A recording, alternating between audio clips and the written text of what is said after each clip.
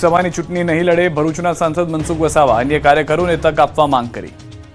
મને જીતાડે છે તો મારી ફરજ છે કે આવા કાર્યકર્તાને પણ ચાન્સ મળવો જોઈએ અને એવા કાર્યકર્તાને પણ મોકો મળવો જોઈએ।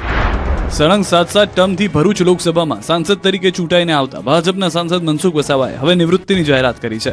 35 વર્ષથી ભરૂચમાં શાસન કરનાર મનસુખ વસાવા હવે આગામી લોકસભાની ચૂંટણી નહીં લડે।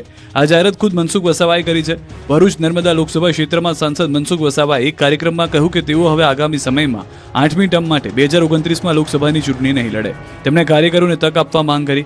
તેમણે જણાવ્યું કે મારા પછી હવે યુવા કાર્યકરોને તૈયાર કરવા જોઈએ જેથી હું હવે 8મી ચૂંટણી નહીં લડું। આ નિવેદન બાદ રાજકીય વર્તુળોમાં ચર્ચાઓ તેજ બની અને ભરૂચ નર્મદા બેઠક પર આગામી સમયમાં નવા નેતૃત્વ માટે માર્ગ ખુલતો જોવા મળી રહ્યો છે।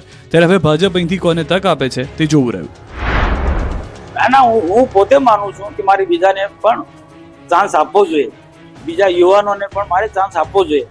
ભારતીય જનતા પાર્ટી શિસ્તબદ્ધ પાર્ટી કાર્યકર્તા ને સમજનારી પણ એટલે બીજા અન્ય કાર્યકર્તા જે મારા મને જીતાડવા માટે રાત દિવસ મહેનત કરનારા ઘણા એવા કાર્યકર્તા છે તો મારી ફરજ છે કે આવા કાર્યકર્તાને પણ ચાન્સ મળવો જોઈએ અને એવા કાર્યકર્તાને પણ મોકો મળવો જોઈએ। મનસુખભાઈ 8મી ટર્મ ઇલેક્શન નહીં લડે, નહીં બીજાને ચાન્સ મળવો જોઈએ।